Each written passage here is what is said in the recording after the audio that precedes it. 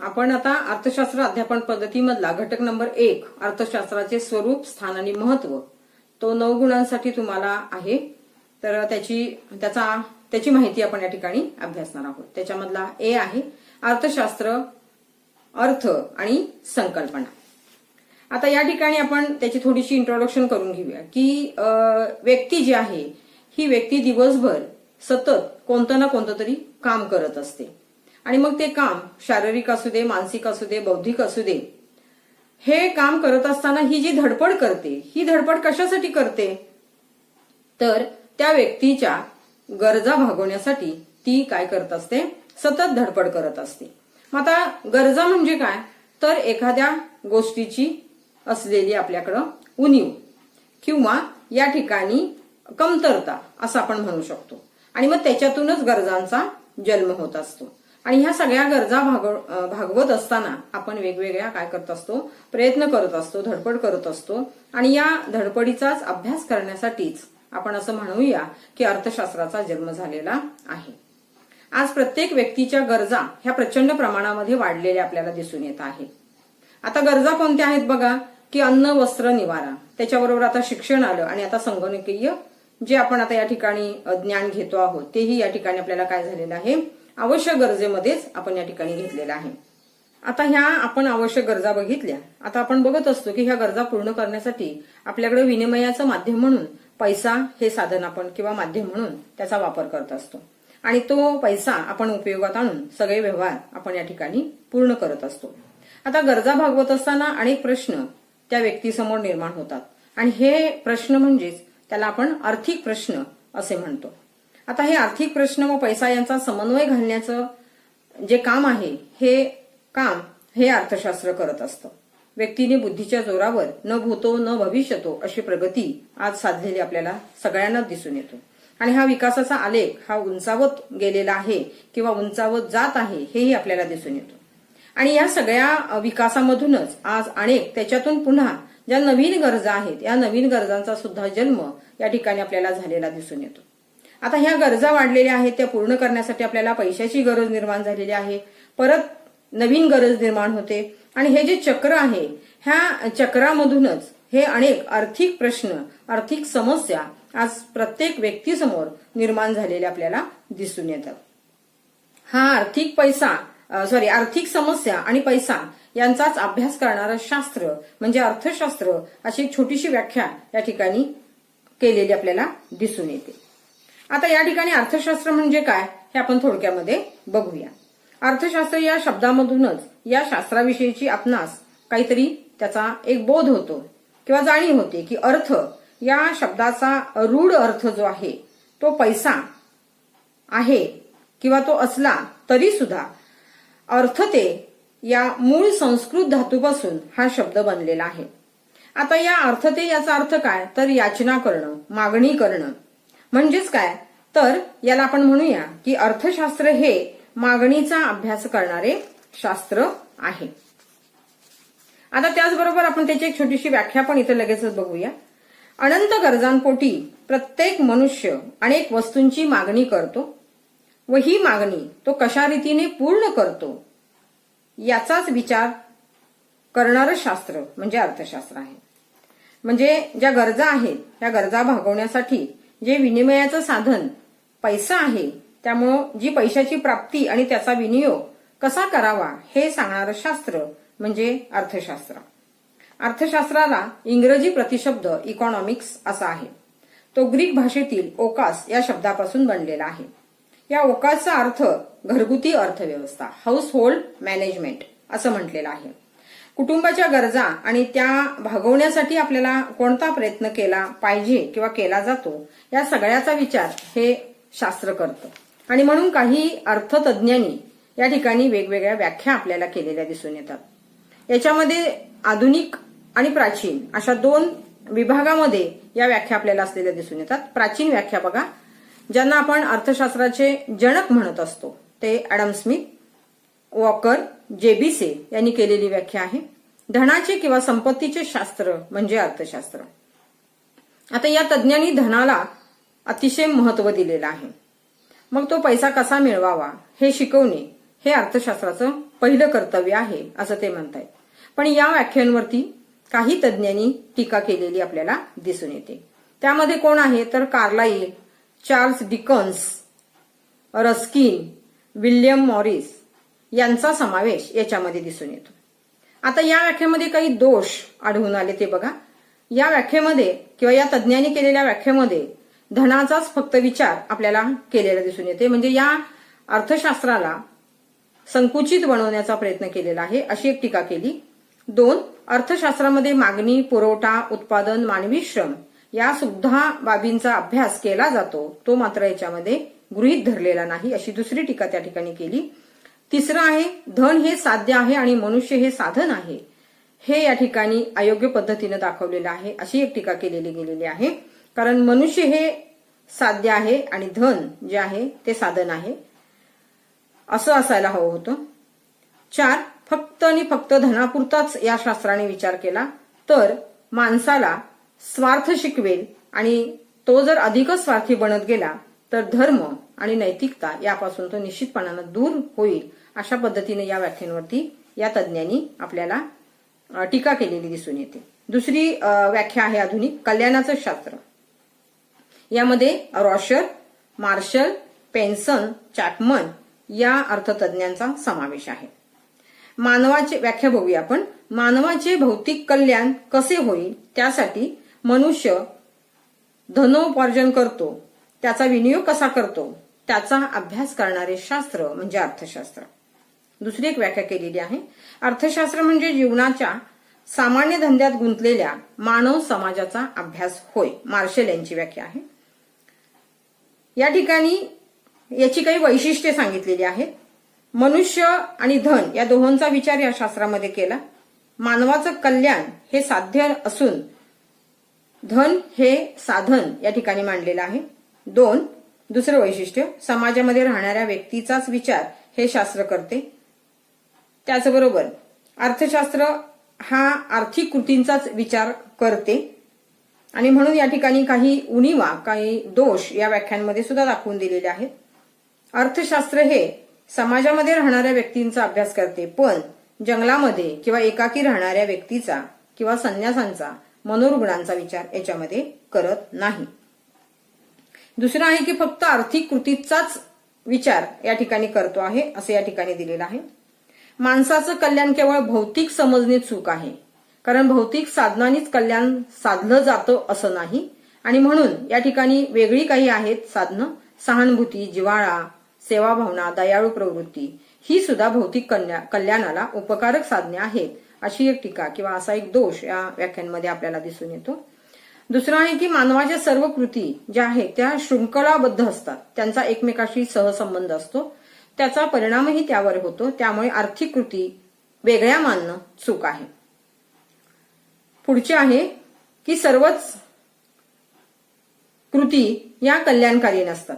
उदाहरणार्थ मादक पदार्थाचे सेवन करणं ही कल्याणकारी कृती नाही.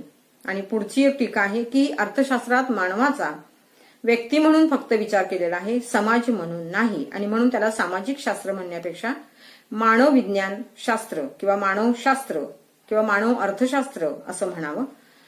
पुढची एक व्याख्या केलेली आहे मर्यादित साधनांचं शास्त्र. याच्यामध्ये प्राध्यापक रॉबिन स्ट्रिगलर यांनी ही व्याख्या केलेली आहे. मर्यादित साधने व अमर्यादित गरजा यांचा मेळ घालणारे शास्त्र किंवा त्यांचा अभ्यास करणारे शास्त्र म्हणजे अर्थशास्त्र. दुसरे आहे अर्थशास्त्र हे साध्य आणि विकल्प यांचा विविध उपयोग आणि त्यामध्ये येणारी जी काही दुर्मिळ साधनं आहेत यांचा मेळ घालण्याच्या दृष्टिकोनातून मानवी वागणुकीचा किंवा व्यवहाराचा अभ्यास करणारे शास्त्र म्हणजे अर्थशास्त्र असं या ठिकाणी म्हटलेलं आहे. याच्यामध्ये कोणते मुद्दे आहेत बघा की व्यक्तीच्या गरजा ह्या अनंत आहेत, अमर्यादित आहेत, न संपणाऱ्या आहेत. दुसरं आहे की गरजा भागवणारी साधनं मात्र मर्यादित आहेत. तिसरं आहे की गरजांच्या तीव्रतेमध्ये फरक असतो. आपल्याला त्या ठिकाणी कोणती गरज आता लवकर पूर्ण करायची आहे आणि कोणती थोडी उशिरा केली तरी सुद्धा या ठिकाणी आपल्याला जी तीव्रता आहे ती लवकर गरज पूर्ण करावी आणि जी उशिरा केली तरी चालू शकतं. तर अशा पद्धतीने सुद्धा विचार या अर्थशास्त्रामध्ये केला जातो. पुढचं आहे की मर्यादित परंतु पर्यायी उपयोगाची आणि त्यामुळे या साधनांची निवड कशी करायची हा जो प्रश्न निर्माण होतो त्याची सुद्धा सोडवणूक अर्थशास्त्र करतं. आता उणिवा कोणत्या आहेत बघा, किंवा टीका कोणती झालेली आहे याच्यावरती. साध्य कोणाला म्हणायचं आणि साधन कोणाला म्हणायचं हे मात्र या ठिकाणी सांगितलेलं नाही. दुसरं आहे की अर्थशास्त्राचे कार्य कोणते हे स्पष्ट या ठिकाणी दिसत नाही. आणि शेवटचं आहे या ठिकाणी अर्थशास्त्र हे आदर्शवादी आहे का वास्तववादी आहे हे पण आपल्याला स्पष्टपणे समजू शकत नाही. अशा पद्धतीने ही एक व्याख्या 3 नंबरच्या व्याख्या आपण या ठिकाणी बघितल्या. आणि चौथी आहे गरज विहीनते संबंधीचे शास्त्र. गरज विहीनते संबंधीचे शास्त्र सांगत असताना याच्यामध्ये भारतीय अर्थतज्ञ जे.के. मेहता यांनी ही व्याख्या केलेली आहे की गरजविहीन अवस्थेला पोहोचवण्यासाठी मानवाने केलेल्या कृतींचा अभ्यास करणारे शास्त्र म्हणजे अर्थशास्त्र. म्हणजे जेव्हा गरज भागवणारी साधने सहजतेने विपुल प्रमाणामध्ये आपल्याला उपलब्ध होतील तेव्हा गरजा भागवण्यासाठी मानवाला धडपड करावी लागणार नाही, कोणतेही प्रश्न निर्माण होणार नाहीत.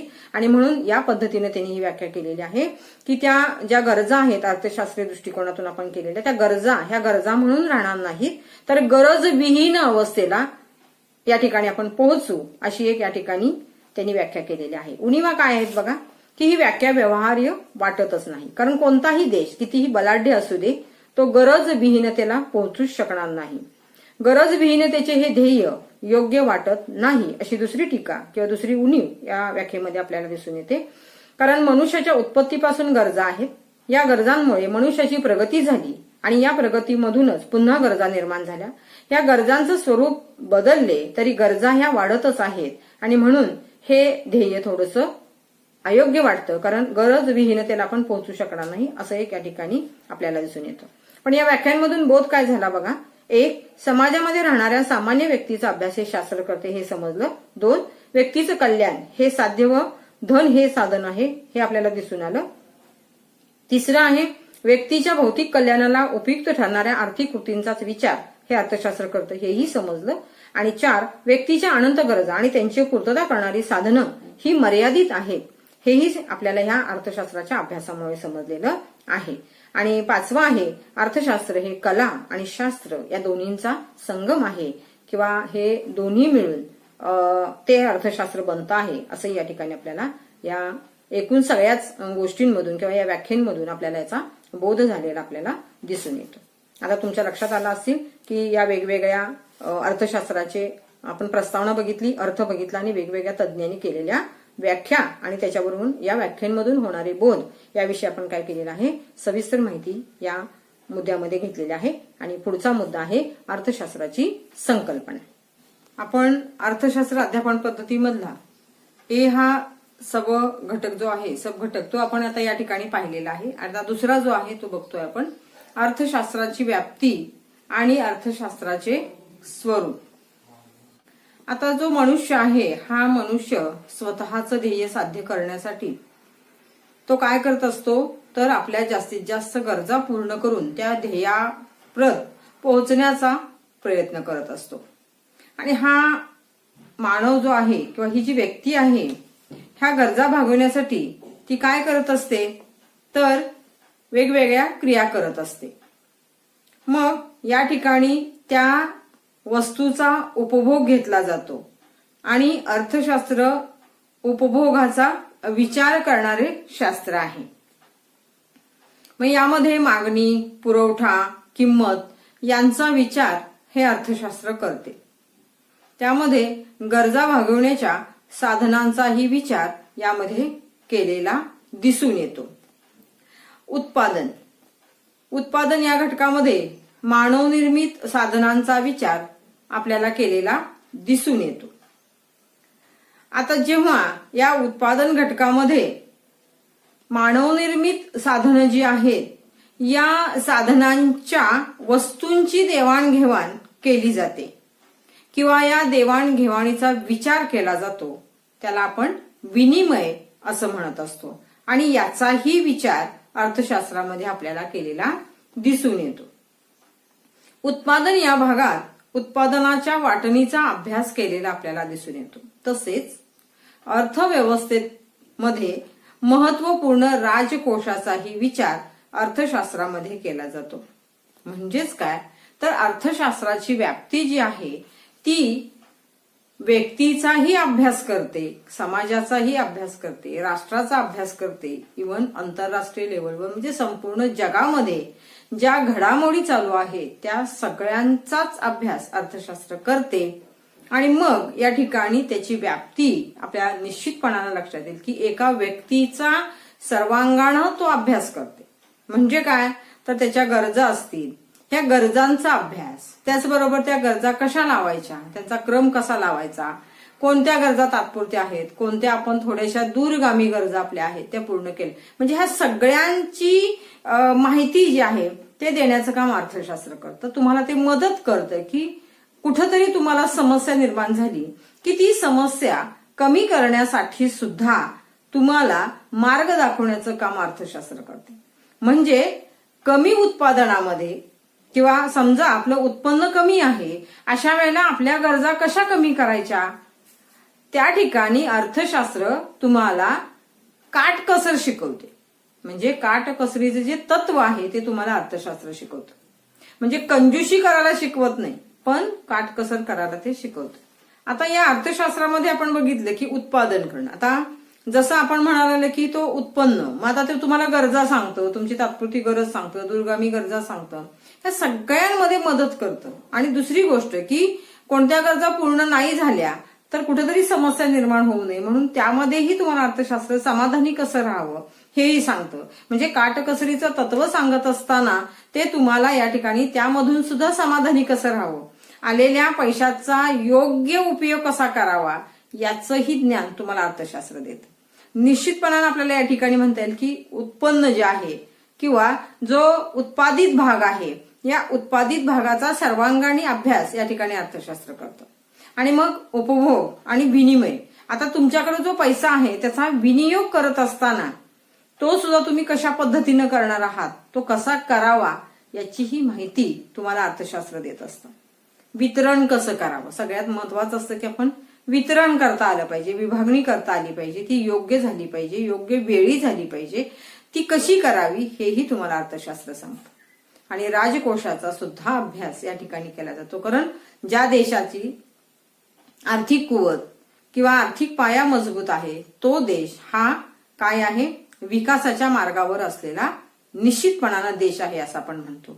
म्हणजेच या ठिकाणी अर्थशास्त्राची व्याप्ती ही व्यक्तीपासून राष्ट्रापर्यंत कशी आहे, इव्हन पूर्ण जगाचा अभ्यास आपल्याला या ठिकाणी अर्थशास्त्रामध्ये सुद्धा केलेला दिसून येतो. त्याचबरोबर या ठिकाणी जागतिकीकरण असेल, खाजगीकरण असेल, उदारीकरण असेल, बँकांची धोरणं असतील, ह्या सगळ्या ज्या आहेत, वित्तीय बाबी असतील, कृषी क्षेत्राचा अभ्यास असेल, ह्या सगळ्याच गोष्टींचा अभ्यास या अर्थशास्त्रामध्ये केला जातो. संख्याशास्त्राचा अभ्यास यामध्ये केला जातो, व्यापाराचा अभ्यास यामध्ये केला जातो. आणि म्हणून या ठिकाणी आर्ट्स आणि कॉमर्स याच्यामध्ये तुम्हाला हा इकॉनॉमिक्स हा जो विषय आहे तो तुम्हाला दिसून येतो. म्हणजेच ह्याची व्याप्ती प्रचंड प्रमाणामध्ये मोठी असलेली आपल्याला दिसून येते. आता आपण बघत आहोत अर्थशास्त्राचे स्वरूप. आता या ठिकाणी एखाद्या विषयाचे सर्वांगीण ज्ञान शास्त्रामध्ये तर्कशुद्ध पद्धतीनं मांडलेलं असतं. मग माणसाच्या आर्थिक कृतींचा सर्वांगीण व तर्कशुद्ध अभ्यास यामध्ये आहे. उदाहरणार्थ या ठिकाणी शास्त्रीय म्हणजे अर्थशास्त्र हे शास्त्र आहे हे आपल्याला या ठिकाणी कशा पद्धतीने सांगता येतं, तर अर्थशास्त्रामध्ये अनेक सिद्धांत मांडलेले आहेत की जे वस्तुनिष्ठ पद्धतीने त्यांनी सिद्ध केलेले आहेत आणि म्हणून ते शास्त्र या संकल्पनेला काय आहे, पात्र आहे. आणि म्हणून या ठिकाणी मागणीचा सिद्धांत, घटत्या उपभोग्यतेचा सिद्धांत किंवा उपयोगितेचा सिद्धांत, सिद्धांताची त्यामध्ये जी प्रस्तावना केलेली आहे तीच आपल्याला शास्त्र या संज्ञेला पात्र ठरवण्याला कारणीभूत ठरते. आणि म्हणून मागणीचा सिद्धांत, आता मागणी, पुरवठा आणि चलनाचा दर हे सगळं एकत्रित पाहिजे. समजा आता उत्पादन एखाद्या वस्तूचं जर कमी असेल तर उत्पादन कमी पण मागणी जास्त आहे, अशा वेळेला आपण काय करतो की त्याचे दर वाढवून आपण त्या लोकांना ती वस्तू देण्याचा प्रयत्न करतो. याच्या उलटही होतं की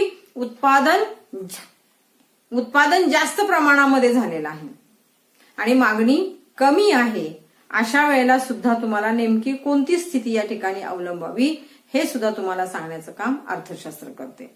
आणि म्हणून याच्यामध्ये अनेक सिद्धांत मांडलेले आहेत. लोकसंख्येचा सिद्धांत आहे, मागणीचा सिद्धांत आहे, मागणी पुरवठाचा सिद्धांत आहे. त्याचबरोबर या ठिकाणी आता जो बघितला आपण की घटत्या सीमांत उपयोगितेचा सिद्धांत आहे.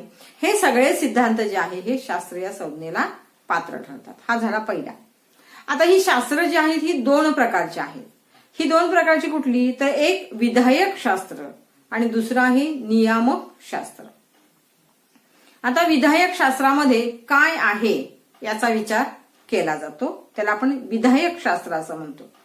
आणि नियामक शास्त्रामध्ये काय असावे याचा विचार केला जातो आणि या प्रकारे हे नियामक शास्त्र असं त्याला म्हटलं जातं.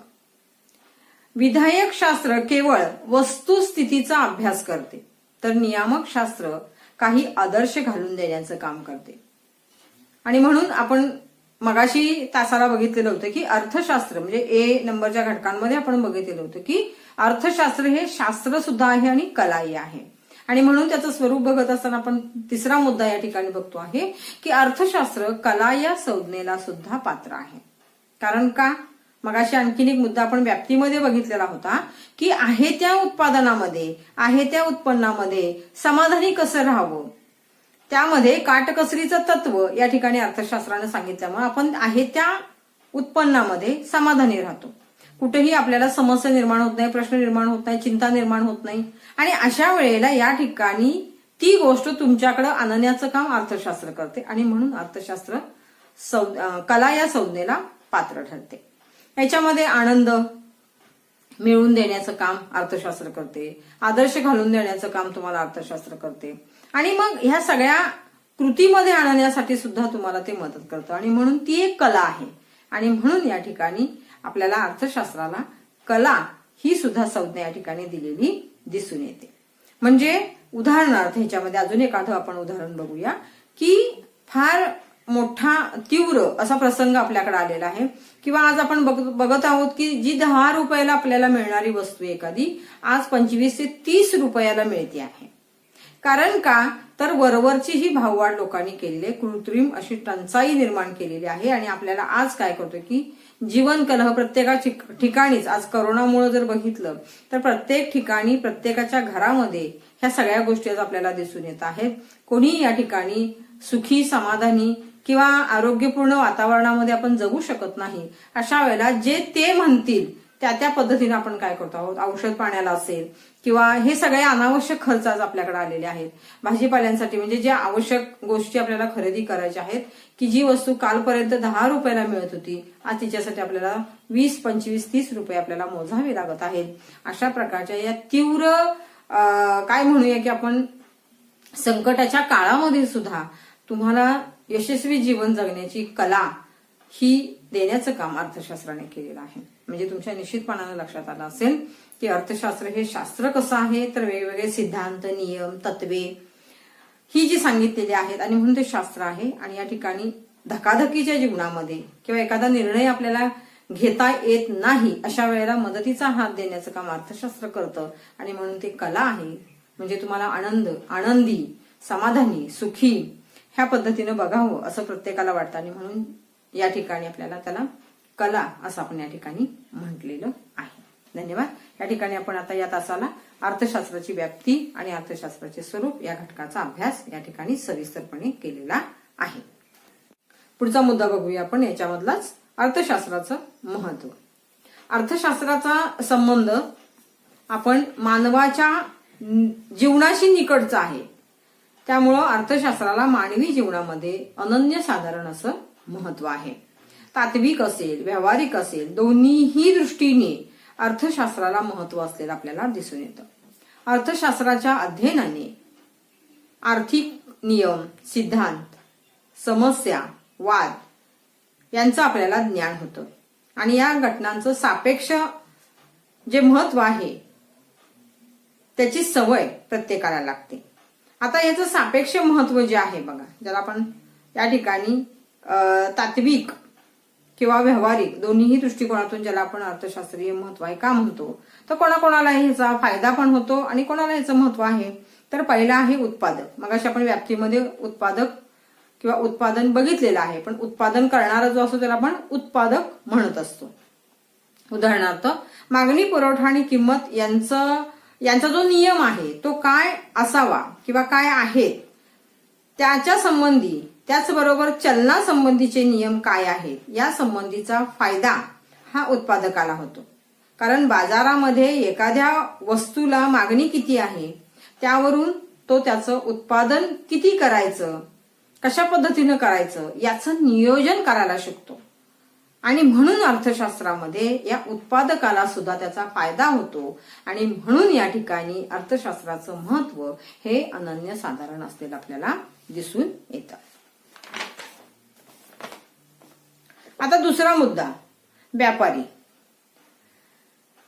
मगाशी आपण बघितलं की व्यापारी जो आहे हा काय करत असतो की हा सतत वेगवेगळ्या वस्तूंचा काय करत असतो, खरेदी आणि विक्री करत असतो. आणि अशा वेळेला त्याला सुखी प्राणी म्हटलेलं आहे. कुठल्याही प्रकारचे म्हणजे शेतकरी हा राबतो, पण त्याचा जो माल घेणं असेल, वस्तू घेणं असेल, हे सगळं काम व्यापारी करतो. आणि आज आपल्याकडे व्यापाऱ्यांची संख्या प्रचंड प्रमाणामध्ये वाढल्यामुळं 2 रुपयाची वस्तू आज तो व्यापारी 10 रुपयाला आपल्याला देतोय. कारण का तर ही व्यापाऱ्यांची एक साखळी आहे. ही साखळी प्रचंड मोठ्या प्रमाणामध्ये असते आणि ती असल्यामुळं त्या शेतकऱ्यालाही त्याचं म्हणजे नुकसान होत आहे.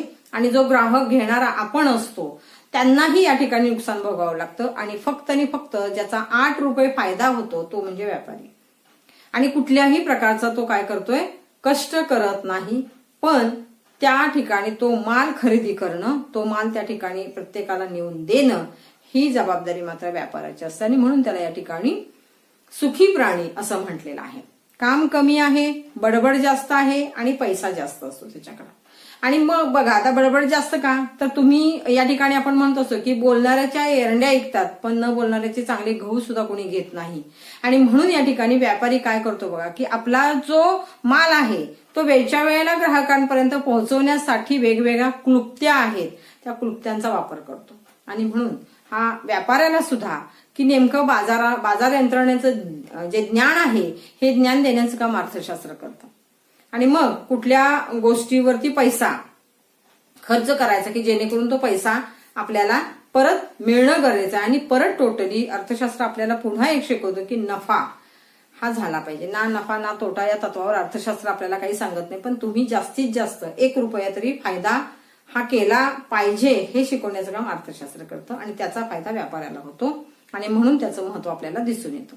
श्रमिक.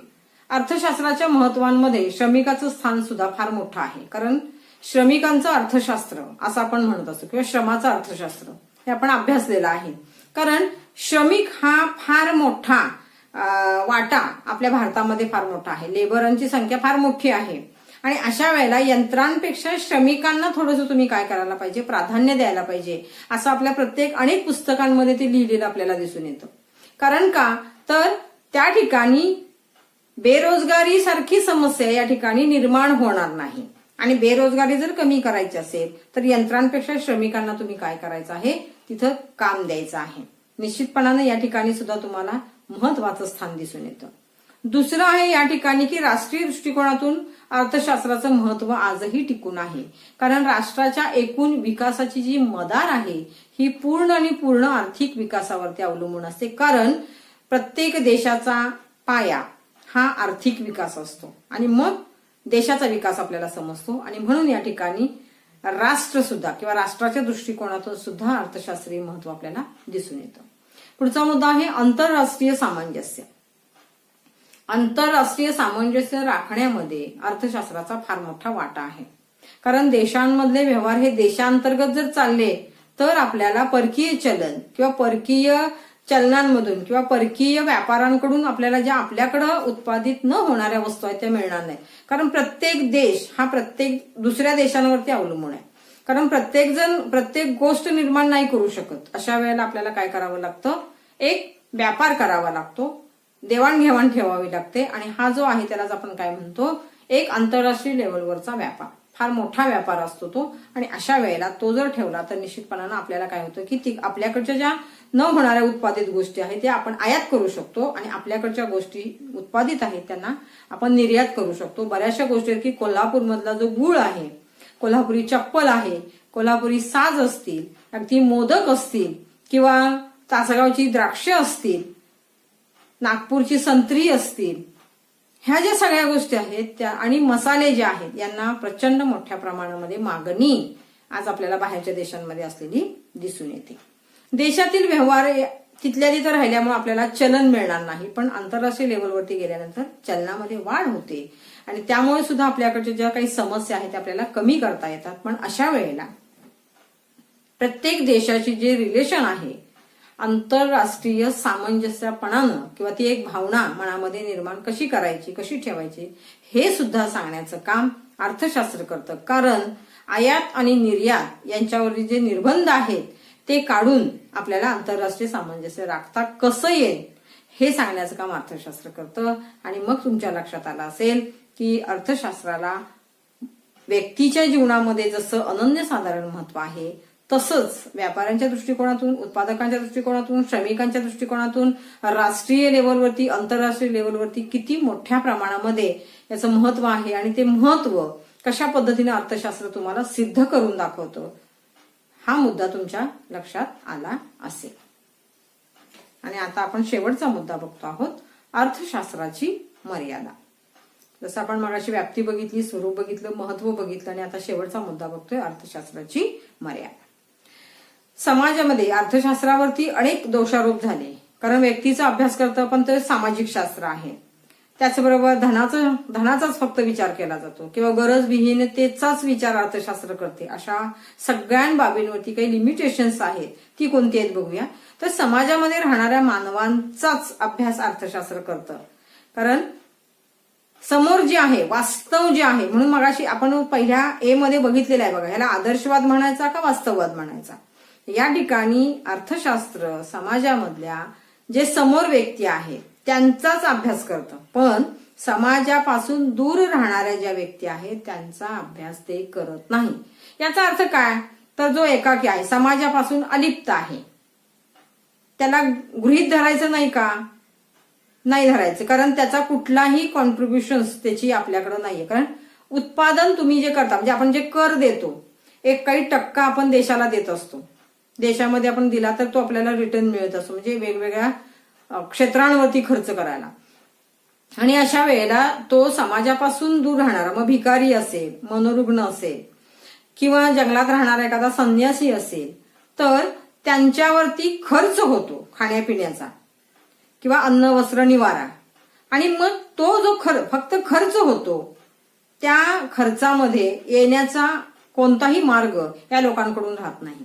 मग अशा वेळेला खर्चाचे वाटेकरी ते आहेत पण उत्पन्नाचे नाहीत, आणि म्हणून याच्यावरती ही टीका केलेली आहे. पण या ठिकाणी जे मनोरुग्ण आहेत ते कोणतंही काम करू शकणार नाहीये. संन्यासी ते पण फिरून फिरून घेणार, त्याच्या म्हणजे फिरत राहणार, त्याच्यामुळे तेही काम करणार नाहीत. भिकारी तेही फिरून फिरून खाणार, कुठलंही काम करणार नाहीत. मग अशा वेळेला या लोकांवरती जो झालेला खर्च असतो तो मात्र इकडे उत्पादनामध्ये येत नाही, आणि म्हणून या ठिकाणी त्या लोकांचं काय, त्या लोकांचा कुठेही विचार अर्थशास्त्रामध्ये केलेला दिसत नाही, आणि म्हणून या ठिकाणी ही मर्यादा पडते. दुसरं आहे की अर्थशास्त्र फक्त सामान्य माणसांचाच अभ्यास करते. मगाशी म्हटलं तसं की जे मनोविकार आहेत, मनोविकाराने ग्रस्त आहेत, वेडे आहेत किंवा असामान्य आहेत, यांचा अभ्यास ते करत नाही, कुठेही केलेला आपल्याला दिसून येत नाही. जसं मगाशी मी म्हटलं तुम्हाला की त्यांच्यावरती खर्च होतोय, पण या ठिकाणी फक्त खर्च होतो, उत्पादन ते करू शकत नाही. 3, ज्या काल्पनिक व्यक्ती आहेत त्या अर्थशास्त्राच्या क्षेत्रामध्ये येत नाहीत. फक्त आणि फक्त प्रत्यक्ष असलेल्याच व्यक्तींचा अभ्यास अर्थशास्त्र करते. आणि शेवटचा मुद्दा आहे माणसाच्या राजकीय, धार्मिक, सामाजिक, आध्यात्मिक या ज्या सगळ्या क्षेत्रांच्या कृतींचा अभ्यास आहे तो कुठेही अर्थशास्त्रामध्ये आढळून येत नाही. फक्त या ठिकाणी आर्थिक कृतींचाच अभ्यास अर्थशास्त्रामध्ये केलेला आपल्याला दिसून येतो. जरी याच्यावरती काही मर्यादा असल्या तरी व्याप्ती बघितल्यानंतर आपल्या लक्षात येतं किंवा त्याचं स्वरूप बघितल्यानंतर लक्षात येतं त्याचं महत्व कोणाकोणाला आहे, किंवा कोणाकोणाला त्याचे फायदे होतात हे बघितल्यानंतर आपल्या लक्षात येतं जरी लिमिटेशन्स असली तरी आज अर्थशास्त्र जे आहे त्याला आपण कल्याणाचं शास्त्र म्हणतो, गरजांचा मेळ घालणारं शास्त्र म्हणतो, ह्या सगळ्या ज्या धनाचा अभ्यास करणारं शास्त्र आहे असं पण म्हणतो. ह्या सगळ्याच बाबी जर बघितल्या तर त्याची व्याप्ती प्रचंड लक्षात घेतली, काही मर्यादा ह्या राहणार आहेत, पण तरीही अर्थशास्त्र आपल्याला अगदी पावला पावलाला क्षणाक्षणाला मदत करणारं शास्त्र आहे असं आपण या ठिकाणी म्हणतो. आता आपण या अर्थशास्त्र अध्यापन पद्धतीमधला सी हा उपघटक आहे त्याची माहिती आपण या ठिकाणी अभ्यासणार आहोत. त्याचं नाव आहे अर्थशास्त्राचे अभ्यासक्रमातील म्हणजेच या ठिकाणी माध्यमिक आणि उच्च माध्यमिक स्तरावरील शालेय अभ्यासक्रमातील स्थान या घटकाची माहिती आपण या ठिकाणी बघत आहोत. आता ह्या अर्थशास्त्राचं स्थान आपण अभ्यासक्रमाच्या अगोदर जीवनामध्ये नेमकं काय आहे तर प्रत्येक व्यक्तीला अर्थशास्त्र क्षणाक्षणाला उपयोगी पडत असतं हे आपण अभ्यासलेलं आहे. कारण म्हणून या ठिकाणी आपण जीवनातील स्थान काय आहे याची थोडीशी आपण माहिती अगोदर घेऊया. मानव हा जीवन जगत असताना अनेक गरजा ज्या आहेत ह्या गरजा त्याला भागवाव्या लागत असतात आणि त्याच्यासाठी तो काय करतो की प्रयत्न करत असतो आणि ह्या प्रयत्न आहेत हे प्रयत्न करण्यासाठी त्याची सतत धडपड चालू असते. मग ह्याच्यामध्ये आवश्यक गरजा आहेत. ह्या आवश्यक गरजा कोणत्या आहेत तर अन्न, वस्त्र, निवारा ह्या आवश्यक गरजा आहेत. पण आज जर आपण बघायला लागलो तर या ठिकाणी आपल्याला मोबाईल किंवा ऑनलाईन शिक्षणासाठी आपल्याला मोबाईलचा वापर करणं गरजेचं आहे. या ठिकाणी ह्या मूलभूत गरजा ज्या आहेत अन्न, वस्त्र, निवारा याबरोबरच आज आपल्याला शिक्षण, आरोग्य आणि या ठिकाणी ऑनलाईन सेवा देणारं जे मोबाईल आहे या ठिकाणी याचाही उपयोग आपण गरजेमध्येच आज आपण करत आहोत. आणि हे सगळं जे मानव करत असतो किंवा व्यक्ती करत असते ही का करत असते तर त्याच्या त्या गरजा भागवण्यासाठी ही त्याची धडपड असते.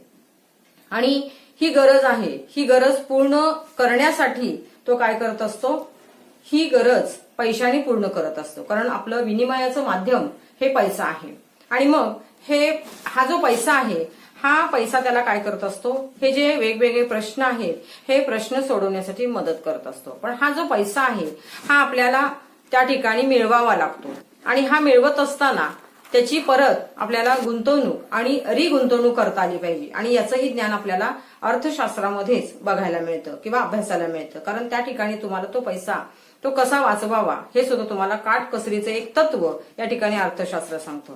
आणि म्हणून या ठिकाणी हे जे सगळे प्रश्न आहेत हे प्रश्न त्या वेळेला सोडवण्याचं काम सुद्धा या ठिकाणी अर्थशास्त्र करतं आणि म्हणून जीवनामध्ये त्याला अनन्यसाधारण असं महत्व असलेलं आपल्याला दिसून येतं. अर्थशास्त्राच्या अभ्यासाने हे जी काही उपलब्ध साधनं आहेत ह्या उपलब्ध साधनांची जी काही आपल्याला या ठिकाणी आपण त्याचा वापर करणार आहोत ही आपल्याला कमी प्रमाणात असतात आणि अशा वेळेला आपल्या गरजा मात्र प्रचंड असतात. आणि आज जर बघायला गेलं तर प्रत्येक मानवाची गरज आज वाढत चाललेली आहे आणि त्या ठिकाणी अनेक प्रश्न त्याच्या समोर उभे आहेत.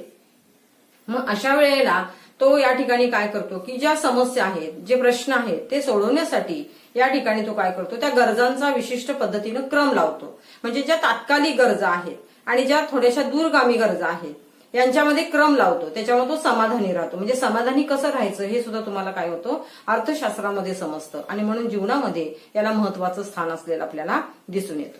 त्याचबरोबर या ठिकाणी जे देशाचं कुशल आर्थिक नियोजन आपण जे करणार आहोत म्हणजे कारण प्रत्येक राष्ट्राचा जो पाया आहे तो आर्थिक विकास आहे आणि अशा वेळेला तो मानव जो आहे किंवा तो माणूस जो आहे समाजामध्ये राहणारा त्यानं काय करायला पाहिजे की या अर्थशास्त्राचं ज्ञान मिळवलं पाहिजे आणि त्या पैशाचा वापर असेल, गरजा ज्या आहेत या ठिकाणी ज्या गरजा आपल्याला आवश्यक आहेत तेवढ्या जर समोर ठेवल्या तर निश्चितपणानं देशासमोर येणारं सुद्धा जे संकट आहे म्हणजे वेगवेगळ्या समस्या घेऊन येणारं किंवा वेगवेगळे प्रश्न निर्माण होणारं ह्या हळूहळू कमी होताना आपल्याला दिसून येतील. याही ठिकाणी आपल्याला अर्थशास्त्र मदतीचा हात देतं आणि म्हणून जीवनामध्ये त्याला अतिशय महत्व आहे. आता तुमच्या लक्षात आलं असेल की जीवनामध्ये एवढं मोठं स्थान आहे आणि मग अभ्यासक्रमामध्ये त्याला नेमकं कोणतं स्थान दिलेलं आहे. जीवनामध्ये अर्थशास्त्राला महत्वाचं स्थान आहे हे आपण अभ्यासलं, पण शालेय अभ्यासक्रमामध्ये तेवढं स्थान आहे का तर त्याचं उत्तर निश्चितपणानं नाही असं येतं. कारण हा ऐच्छिक विषय दिलेला आहे. त्याचा थोडासा आपण विचार करायला गेलो तर महाराष्ट्रापुरता जर विचार केला तर 1956 पासून विदर्भ, मराठवाडा, महाराष्ट्राचा या ठिकाणी या विभागामध्ये माध्यमिक शिक्षणामध्ये अर्थशास्त्र हा विषय शिकवला जाऊ लागला. आता जून 1972 पासून महाराष्ट्रात 10+2+3 हा या आकृतीबंधाची सुरुवात आपल्याला झालेली दिसून येते. आणि ह्या महाराष्ट्रामध्ये राज्यभर एकच अभ्यासक्रम सुरू झाला. आणि इयत्ता 9वी आणि 10वी मध्ये हा अर्थशास्त्र ऐच्छिक विषय म्हणून या ठिकाणी घेतला गेला. उच्च माध्यमिक स्तरावरती तो 11वी आणि 12वी स्तरावरती सुद्धा घेतला गेला, पण तो ऐच्छिकच विषय होता. कारण या विषयाकडे बघत असताना थोडासा क्लिष्ट आणि गुंतागुंतीचा विषय म्हणून या ठिकाणी आपण बघत असतो. पण उदाहरणाने जर आपण हा विषय आपण समजावून सांगितला तर निश्चितपणाने तो सोपा असतो. आणि म्हणून या ठिकाणी पाठ्यांशामध्ये काही अभ्यासक्रमामधल्या पाठ्यांशामध्ये काही बदल केले आणि तरीही तो ऐच्छिक विषय म्हणूनच ठरला. म्हणजे म्हणावं असं जीवनामध्ये जसं त्याला अनन्यसाधारण महत्व आहे तसं अभ्यासक्रमामध्ये आपल्याला माध्यमिक स्तरावरती किंवा उच्च माध्यमिक स्तरावरती असलेलं आपल्याला दिसून येत नाही. आणि मग या ठिकाणी त्याच्या ज्या परीक्षा घेतल्या जातात ह्या शालांत परीक्षा मंडळातर्फे न होता त्या शाळेकडे सोपवलेल्या आहेत. म्हणजे इथंही त्याला गौण स्थान असलेलं आपल्याला दिसून येतं. आणि मग यावेळेला माध्यमिक स्तर असेल, उच्च माध्यमिक स्तर असेल किंवा महाविद्यालय स्तरावर असेल, कोणत्याही स्तरावरती हा विषय जो आहे तो या ठिकाणी आवश्यक विषय न राहता तो ऐच्छिक विषय राहिलेला आहे. म्हणून जेवढं त्याला महत्व द्यायचं होतं किंवा जेवढं मोठं स्थान त्याला मिळायला पाहिजे होतं तो त्याला मिळत नाही. त्यामुळं या ठिकाणी त्याला इतर विषयांमध्ये घेतलेलं दिसून येतं. उदाहरणार्थ या ठिकाणी इतिहास, भूगोल आणि अर्थशास्त्र अशी त्याची विभागणी आपल्याला अभ्यासक्रमामध्ये असलेली दिसून येते. आणि म्हणून याला योग्य स्थान किंवा ते स्थान न मिळाल्यामुळं तो विषय थोडासा गौण राहिलेला आहे. आणि म्हणून या ठिकाणी आपल्याला असं म्हणता येईल की जीवनामध्ये फार मोठं स्थान असणारा हा जो विषय आहे त्याचं स्थान मात्र अभ्यासक्रमामध्ये मात्र आपल्याला गौण असलेलं दिसून येतं. कारण हा विषय थोडासा उच्च स्तरावर असलेला आपल्याला दिसून येतो. आणि म्हणून अशा वेळेला या ठिकाणी थोडासा प्रयत्न जर केला तर तोही आपल्याला समजावून घेता येईल. कारण अर्थशास्त्र हा बघा की व्यक्तीचा अभ्यास करतं, व्यक्तींच्या गरजांचा अभ्यास करतं. त्या गरजा कशा पूर्ण करायच्या, वेगवेगळे प्रश्न, वेगवेगळ्या समस्या कशा पूर्ण करायच्या किंवा त्या ठिकाणी त्या गरजा कशा कमी करायच्या. कमी करण्यापेक्षा म्हणजे आपल्याला ज्या आवश्यक गरजा आहेत त्याच थोड्याशा पुढे घेऊन आपल्याला त्याचा जर विचार केला तर हे प्रश्न आपल्याकडे प्रश्न म्हणून राहणार नाही, समस्या उद्भवणार नाहीत आणि एक चांगला विषय म्हणून प्रत्येकासमोर तो येईल. आणि म्हणून या ठिकाणी अभ्यासक्रमामधलं स्थान बघताना माध्यमिक आणि उच्च माध्यमिक स्तरावरती मात्र हा विषय ऐच्छिक विषय म्हणून घेतला जातो. ठीक आहे, मला वाटतं तुम्हाला एवढा हा भाग समजला असेल.